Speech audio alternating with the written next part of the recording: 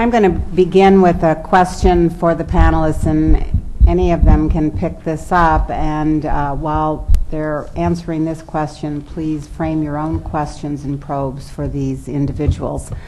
My question to each of you is, or any of you, is in a very, very short statement, what is the goal? What is the ideal outcome that you and your organization hope to accomplish in supporting this meeting, this gathering of individuals? What is the ideal outcome?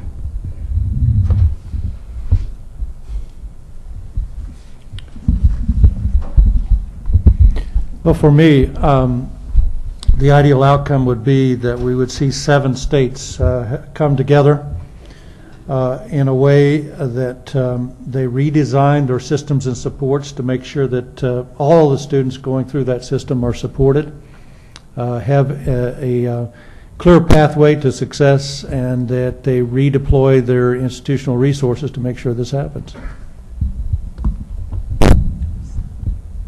Jolene, I guess I would hope we could leave this meeting with some understanding for the 7 states of what we need to do next, and what have they identified as some of their successes, and then of course what are the really juggernauts that we need to take on as 3 associations to help support the states that are trying to move forward with this work. And finally, I'd really like to know, what are people worried about? Yeah, well, there are more than 7 states in the room. We haven't had time to tell Gene how this meeting has expanded. So we hope there's more than 7. For me, I think this is all about becoming more effective as a community in helping students learn what they need to know to lead successful and productive lives. And the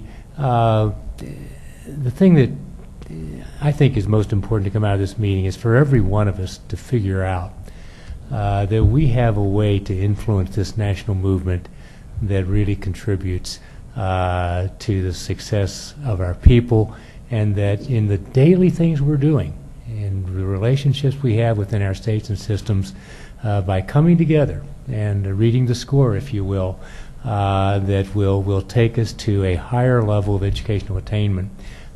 We can do it together, and to just understand that everybody has a role to play, and that figuring out how to do that with each other, not in parallel play, but in active, engaged play, sorting through the problems, figuring out what the issues are, dealing with all the stuff we're going to talk about for the rest of the day. But just figuring out how we can be focused on that single objective and make it happen in our work. I think there's been a lot of work that's already been done in a number of states, and I'd like to come out of this meeting having started an opportunity for you to learn about those best practices that are supported with data and that are replicable, that you can replicate across states rather than reinventing the wheel. And I keep saying, for the states that aren't here, we need proof points. We have to show those states who are not as far along what it looks like to pull this together.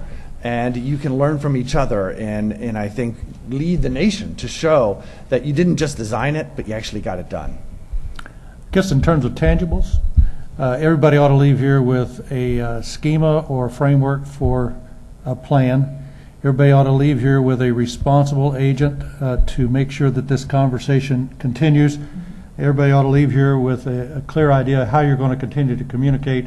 And I would add to that, maybe everybody ought to leave here with the first steps you're going to take to support teachers.